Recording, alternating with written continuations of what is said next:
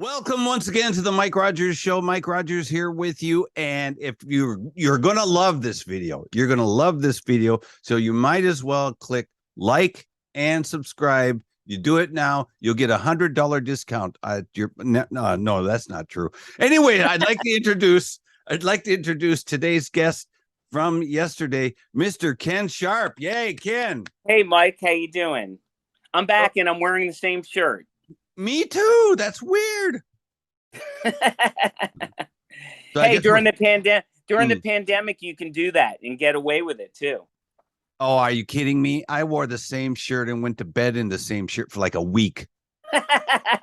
No one said anything. No, my wife said, "You stink. You stink. Take a shower." And I was like, "I haven't gone anywhere or done anything." She's well, like, my dogs don't complain, so that's good. They know you're there. How many dogs do you have? A few. Oh, that's cool. A few, yeah. So, you mentioned that you worked at WTSP? WYSP. WYSP. Yeah, it was a rock station, classic rock station in Philly in the early 80s. Okay, Philadelphia. Is Pittsburgh in Philadelphia? No, Pittsburgh's at the opposite end of Pennsylvania. Philadelphia's on the east side. So, but they're the same state. Yep, same. And, you know, and even though I lived in Pennsylvania for most of my life, I live in California now. I've never even been to Pittsburgh because it's about 8 hours away. Really? Yep. So this magazine home base is in Pittsburgh. Second Scene magazine. Oh, interesting. Very cool. But I'll have him send you a copy. So you mentioned that your records, WFMU, has played your records, but you haven't gotten the new record played there. I need to contact Michael Shelley to see if he's interested. Really? Which I will contact him. When are you going to do that? Probably tomorrow. Oh. Do you know when his show is on the air? Isn't it on the weekends? Yeah, I think it is. My show is on Wednesday there. Oh, nice. So if I play it, you can say, "Oh, by the way, Mike Rogers played like 2 of my songs, and well, but I still have a few more that you can play. I can send you." Absolutely. There's 50. There's quite a few. So I promise you right now, as payment for doing this interview with me, I will play your 2 songs on WFMU. Aww, that's really nice of you. Thank you. It's always a thrill to hear your stuff. You know, hear your stuff on the radio and just to get outside of your own head and just hearing your music on headphones. Yeah. To share it is a great thing. Well, I usually only play Japanese rock. I only play. Wow. So I sometimes play songs from Western bands. So if you make it up that mountain, Ken, that's a really high, that's an achievement. That's amazing. Well, thank you. Thank you, Mike. So I wanted to ask you about your name, Ken Sharp. Is that your real name? Yeah, that's my real name. Really? It's a good name. Yeah, it's a pretty cool name. It sounds like it's a fake name. Well, you want to hear a weird story? Yeah. It's a funny story. So there's a power pop group called the Records. They were a band that came out of England in the late 70s. They had a hit with a great song called Starry Eyes. And I was friends with the lead singer, John Wicks, who sadly has since passed away a few years ago. And I remember he wrote a song about Peter Green from Fleetwood Mac, the famous blues guitar player. Yeah. He wrote a song about him. And I don't know how he brought my name up with him and said maybe it was I ran into Peter Green and met him at the Rock and Roll Hall of Fame when I was covering it. And when he mentioned my name, he said, "Ken Sharp, that can't be a real name. That sounds like a stage name. That sounds like a fake name." So, it was kind of a backwards compliment from the great guitar player, Peter Green. Wow. But yeah, it's my real name.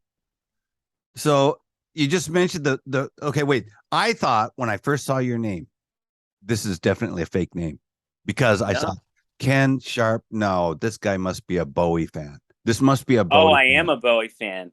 In fact, you? I'm a huge. The first concert I ever went to was March 1976, David Bowie at the Spectrum in Philadelphia, the Station to Station tour. I saw that tour. That was one of the first ones I went to too. That's my first concert, and my second concert was 2 weeks later. Was Kiss Alive at the Civic Center in Philadelphia. But one of my prior albums, Beauty in the Backseat, has a song called "The Day David Bowie Died," and it was a song I wrote. Maybe I didn't write it that day, but I wrote it a day or two later because I was so devastated when he was gone. Because he was such a huge influence on me. And by the way, I did a little mini book on Bowie about Hunky Dory, the making of Hunky Dory. I did a book about that. That's such an incredibly, still an underrated record. That really showcases the purity of Bowie as a songwriter, without any of the personas at that point. Yeah. I love that record. Me too. When Bowie died, I actually told my wife and my son, and I'm embarrassed to say it, but I was so broken up. I cried, and I said, I don't think I cried this much when my dad died. I loved my dad, but it was just, Bowie was such a shock. There was no like, oh, he's going to pass away. I mean, there was the excitement of the surprise album, Black Star. Was like, oh my God, a new album from David Bowie. And then a few days later, he was gone. Yeah. So that was just, actually, at first I thought, no, this is fake. Yeah. That's what I thought. So, yeah. How could someone that, but the influence of Bowie is felt on so many artists, many artists and so many different styles of music, and that's kind of the way I'm able to deal with it, to be able to write a song, trying to tap into, the melancholy and sadness. I mean, I did the same thing I grew up being a big fan of David Cassidy and the Partridge Family. In fact, I worked on David Cassidy's book, Could It Be Forever? I actually flew down to Fort Lauderdale and spent a bunch of days with him doing interviews with him. And then I did some interviews with family and collaborators and things like that. And I wrote a song called After David Died, I Want to Be David Cassidy. And ironically, we recorded that so quickly. I recorded that with my friend Fernando Perdomo and Rob Bonfiglio, who's now a part of Brian Wilson's band. Oh. And you brought up Rodney. We were able to get it on Rodney's show. Rodney premiered it maybe 2 or 3 days after it was recorded. Wow. I Want to Be David Cassidy. So, I grew up wanting to be David Cassidy. It wasn't like a lot of the girls loved David Cassidy for his look, but for me, it was like, he's such a cool pop star. I want to be that. He had a great voice and he sang all these groovy, really cool pop songs. So that was my song about him. I Want to Be David Cassidy. And I put that out as a single a few years ago. Wow. That's amazing. Cool song. What's that?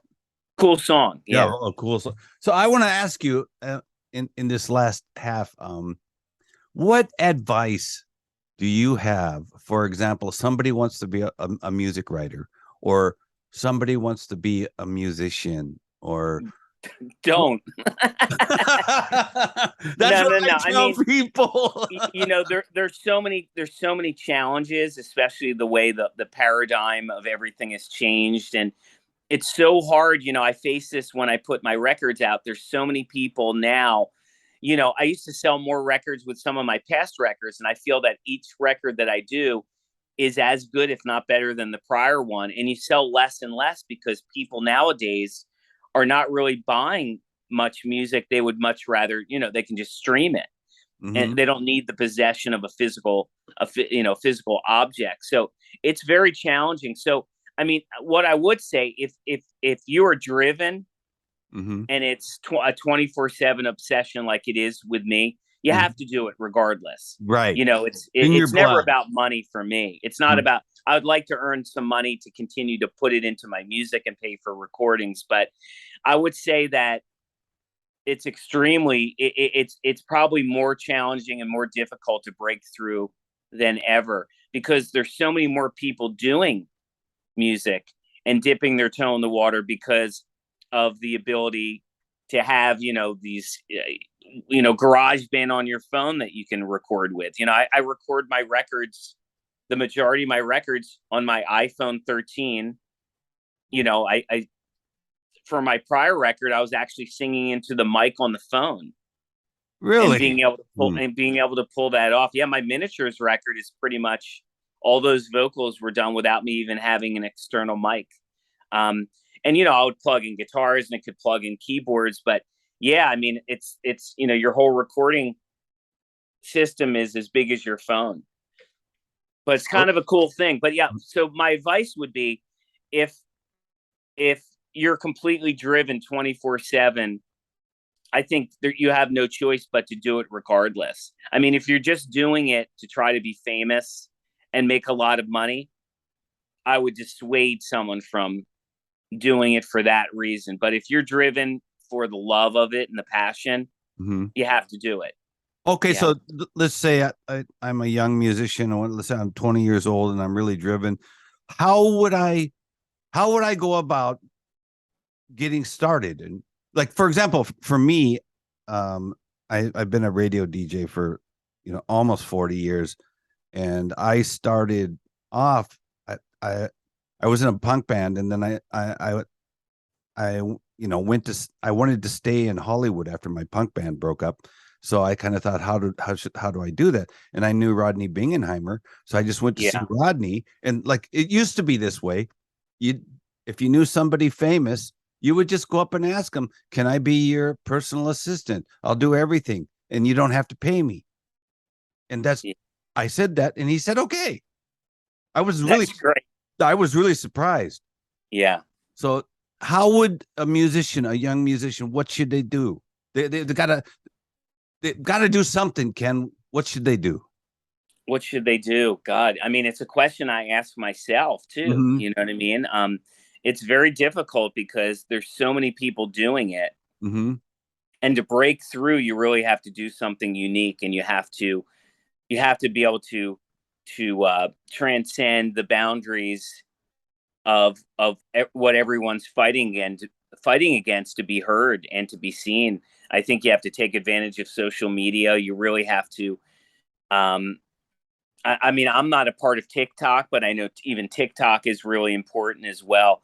That is one of the toughest questions to answer, because it's one that I'm faced with as an incredible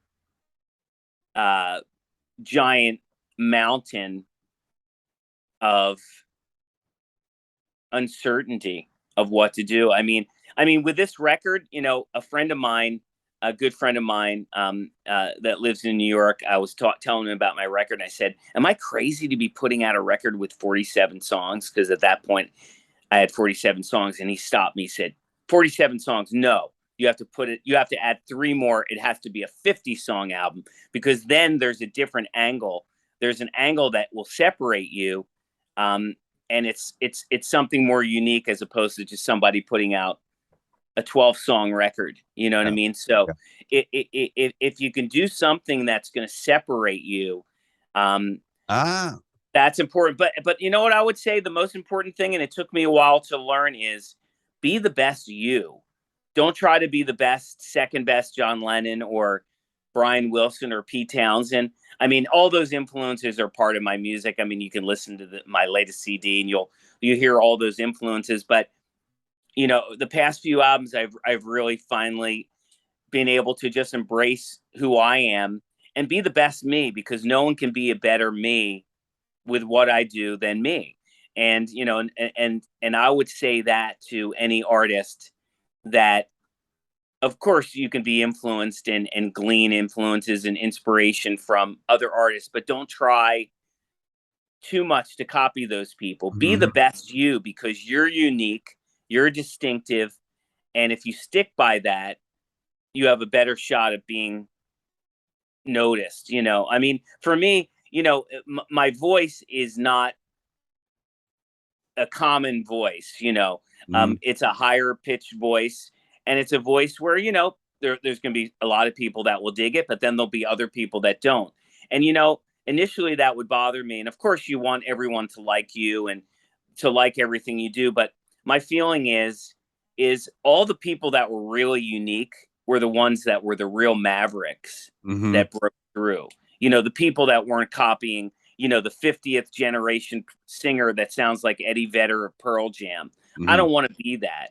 I'm glad I don't have that type of deep macho lumberjack voice anyhow to follow that paradigm. But I think the most important thing is to celebrate the uniqueness of yourself and try to concentrate on that as opposed to just, let's see if I can be the best, second best John Lennon and really try to copy what he was doing. You know, what made John Lennon so unique was you hear his soul in everything he did. There was nothing fake about what he did. So anything I do is, you know, if people dig it, it comes from me being very honest with myself and writing and singing from the heart. Wow. Wow, that's so cool. Thanks so much, Ken. Yeah, no problem. This has been a really good interview. Very, very I'm good glad. interview. So that's about all the time we have for today. So I'd like to say thank you so much to our writer, rock star. He just put out a new album. It's on sale. Where can I buy your album?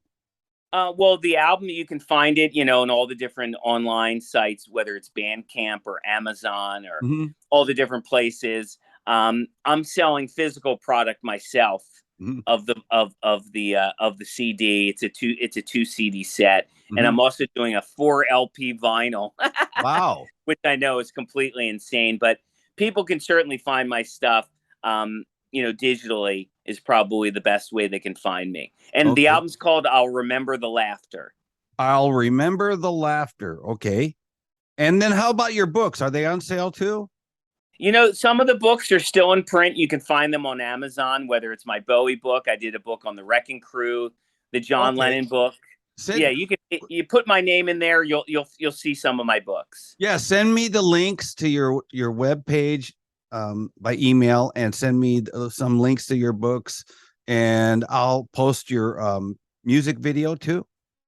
Oh, awesome. And awesome. So appreciative. Yeah, so I'll do that for you. So anyways, thanks so much today to Mr. Ken Sharp. Back at you, my friend. Thank you for being interested. I really appreciate it. So okay, anyways, if you like this video, click subscribe, click like. We've got great interviews every day and with people like Ken Sharp. So thanks, Ken. So I'll talk to you later. You got it.